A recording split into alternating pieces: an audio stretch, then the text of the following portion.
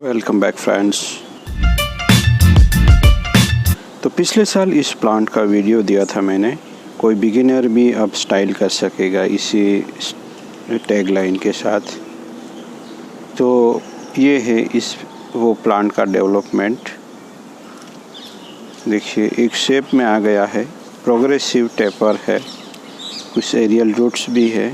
मैंने ज़्यादा ध्यान नहीं दिया इस साल, यहाँ कुछ ग्राफ्टिंग भी करके देखा था पर ये चला गया है, कुछ ही दिन पहले किया था। तो इस प्लांट का अब आज रिपोर्टिंग करना चाहूँगा मैं। देखिए ये नया ग्रोथ आ गया है दोस्तों।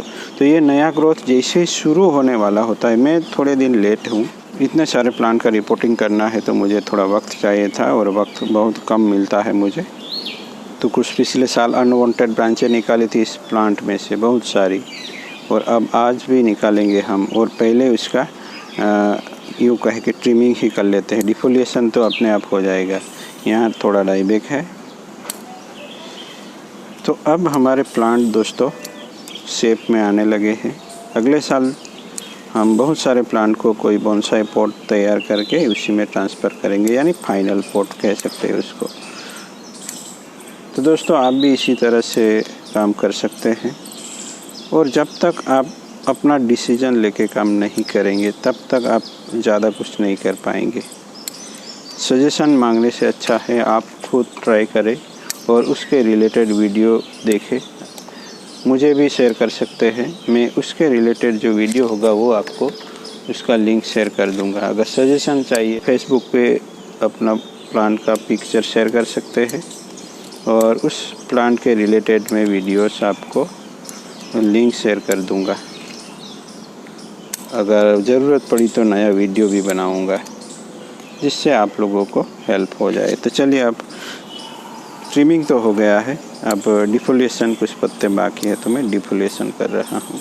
बाद में देखते हैं कौन से अनवांटेड ब्रांचें हैं, वो छोटे हो या बड़े हमें रिमूव करना होगा। तो आइए ढूंढते हैं अनवांटेड ब्रांचें। यहाँ कौन कौन सी ब्रांचें अनवांटेड बनी है इस बार।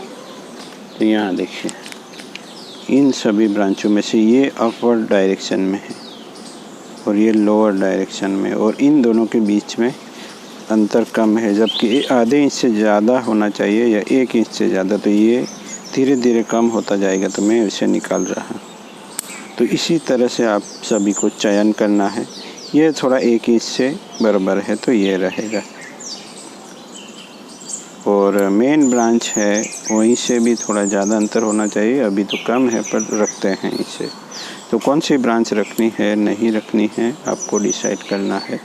अब चलते हैं आगे। यहाँ देखिए, यहाँ आपको समझ में आएगा। अब ये 3 ब्रांचें हैं, इसमें कैसे सिलेक्ट करेंगे। यहाँ 3 में से 2 ही रहेगी, तो आप इससे बीच वाले भी निकाल सकते हैं, यहाँ से ये भी निकाल सकते हैं, पर यहाँ से जो कम अंतर वाली है तो ये है, तो हम ये बीच वाली ही निकाल देते हैं जिससे एक स्ट्रक्चर बने, क्योंकि आप इसे भी निकाल सकते थे। अब यहाँ भी अंतर कम है बट चलेगा। तो इस तरह से आपको डिसाइड करना है कौन सी ब्रांच रखनी है अनवांटेड होते हुए भी, या अनवांटेड है तो कौन सी निकालनी है। तो बस अब सही है क्योंकि हम पिछले साल निकाल चुके हैं। यहाँ भी करीबी मामला है। देखिए यहाँ वी शेप है और ये बहुत ही नज़दीक, तो ये नहीं रखनी है हमें, और इसका डायरेक्शन भी अलग है। तो इसी तरह से हमें निकाल देनी है ब्रांच से, और शेप अपने आप बनता चला जाएगा दोस्तों। यहाँ कोई ब्रांच है नहीं,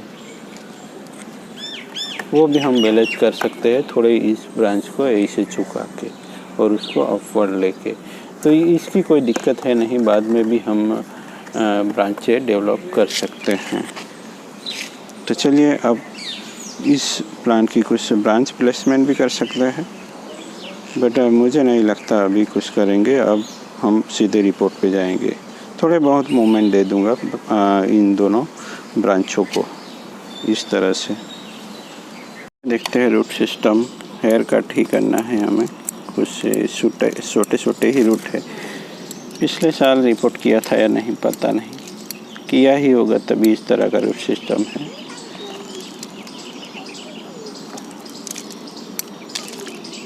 तो इस तरह से केवल कर लेना है, कुछ वीड्स वगैरह निकाल लेने हैं। अगर बड़े रूट है तो निकाल देंगे हम। यहाँ देखिए मैंने कुछ फ्लैट रूट बेस बनाने के लिए यहाँ एक एक्सपेरिमेंट किया हुआ था। एक इस तरह टाइल्स लगा दी थी तो सीधे कोई रूट्स नहीं ग्रो होते। देखिए इस तरह से। तो यहाँ सब कुछ लॉक हो चुका है। तो ये जो बड़ा रूट है उसको निकाल देना है। यहाँ जो बड़ा रूट डेवलप हुआ नीचे से उसको निकाल देते हैं।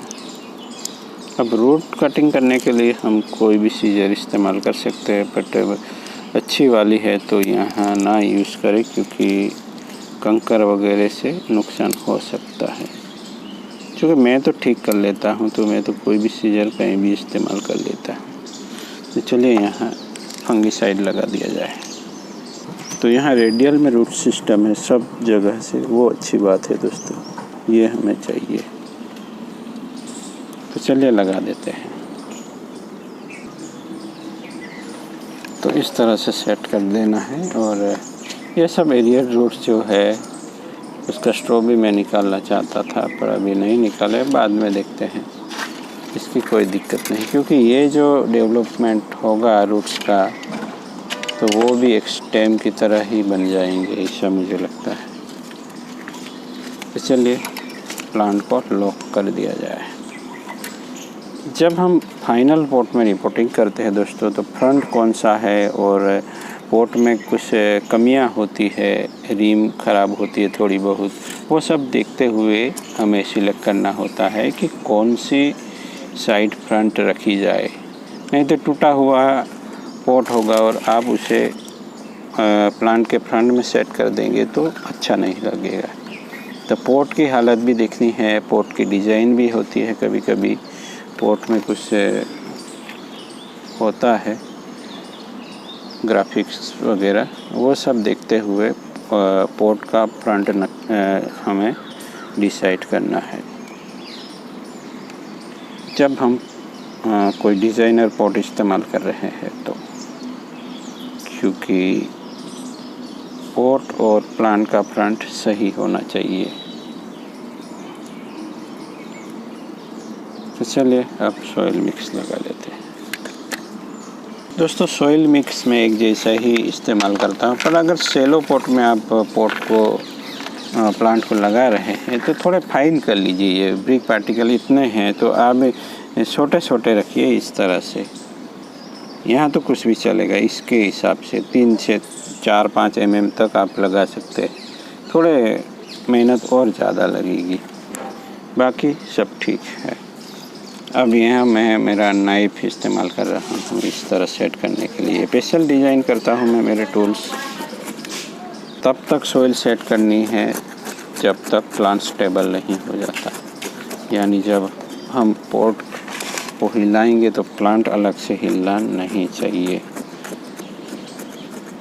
पोट और प्लांट की जो गति होगी हिलने में वो यूनिफॉर्म होनी चाहिए, यानी जैसे पोट हिलेगा प्लांट हिलना चाहिए। इस तरह से सेट कर लेना है हम पूरी तरह से स्टेबल। कभी कभी रिपोर्टिंग के बाद सोइल थोड़ी नीचे बैठेगी वाटरिंग करने के बाद, तो वो भी इसके लिए बाद में भी हम कुछ सोइल मिक्स लगा लेते हैं अगर ज़्यादा बैठ जाती है सोइल तो चलिए ये तो सेट है। तो ऐसे ही बने रहे दोस्तों। और इसके बाद वाटरिंग करना बहुत ज़रूरी है क्योंकि सोइल जो प्लांट का जो रूट सिस्टम में जो मॉइस्चर था वो सब बहुत ही जल्दी खींच लेगा। तो चलिए इमीडिएटली वाटरिंग कर देना है इसके बाद। Thank you for watching.